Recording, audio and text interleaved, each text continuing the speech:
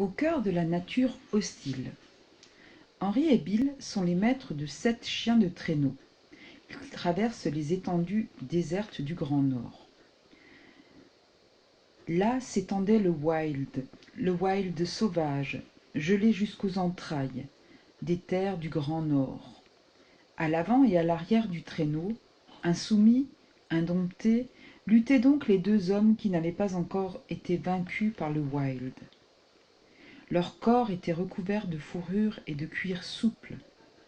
Sur leurs paupières, leurs joues, leurs lèvres, les cristaux nés de la condensation de leur haleine formaient une couche si épaisse qu'il était impossible de les distinguer l'un de l'autre. Avec leurs masques livides, ils faisaient songer à des spectres, à des fantômes de croque-morts conduisant dans un monde impossible les funérailles d'un fantôme de cadavre.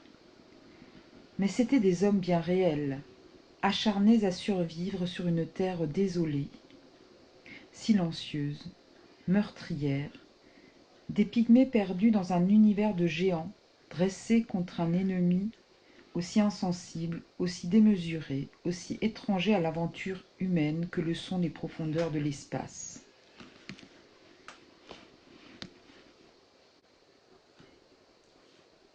Devant, des chiens, marchant sur de larges raquettes, un homme se battait. Un deuxième homme se battait derrière le traîneau. Dans la caisse de bois reposait un troisième homme qui avait fini de se battre, un homme que le wild avait vaincu, qu'il avait harcelé jusqu'à ce que son corps ait cessé pour toujours de se mouvoir. Ils avançaient sans parler, tendus par l'effort, avares de leur souffle. Le silence, presque solide, qui les entourait, les écrasait comme l'eau écrase un plongeur dans l'océan. Le sentiment de l'infini, la conscience d'affronter une force supérieure, pesait sur eux de tout leur poids. 1 heure passa, puis 1 seconde. La pâle lumière du jour était sur le point de disparaître lorsqu'un cri monta au loin.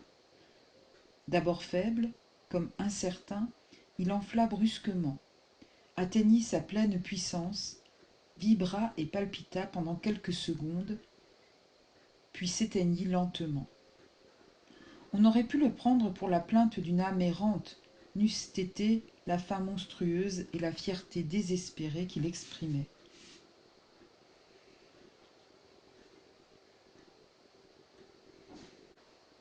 Sans ralentir sa marche, l'homme qui guidait les chiens se tourna vers son compagnon. Les regards des 2 hommes se croisèrent par-dessus la caisse de bois. Ils hochèrent la tête. Le deuxième hurlement, nettement plus aigu, troua comme une flèche le silence ouaté de la plaine. Les 2 hommes n'eurent pas besoin de se consulter pour comprendre ce qu'il signifiait. Il avait été lancé derrière eux, à peu de distance du traîneau. Un troisième cri lui répondit, également venu de l'arrière, mais à gauche du second. « Ils nous ont repérés, Bill !» cria l'homme qui marchait en tête. Il avait dû se forcer pour parler, et sa voix cassée aux consonances rudes avait résonné comme une fausse note dans l'air glacial du crépuscule. « Ils ont faim !» répondit son compagnon. Texte de Jacques Landon, Cro-Blanc, chapitre 1, 1906. Traduction de Philippe Sabaté. Publié donc chez Robert Laffont, 1983.